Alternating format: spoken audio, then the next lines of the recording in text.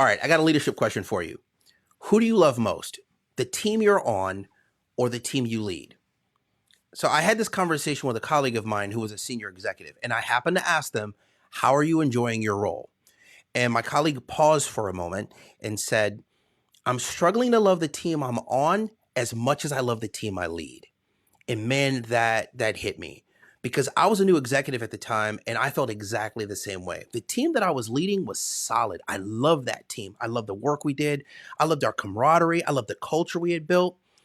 But I got promoted and became an executive leader. And so the team that I was on became the team that I was leading. And the new team that I was now on was different.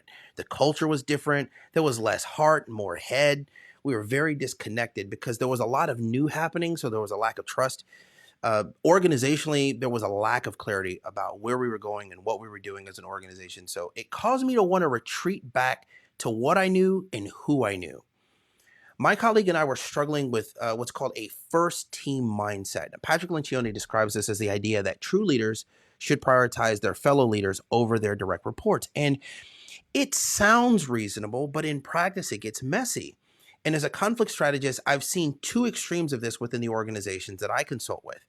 So on the one hand, leaders prioritize the team or segment that they lead. So a chief information officer may align more with an IT department than the C-suite, or the chief marketing officer may align more with the marketing team than the C-suite. So the boardroom becomes this fractured space where leaders are fighting for standing in a room where they should be collaborating. Now, on the other side, leaders prioritize the team they're on, but to the detriment of the teams they lead.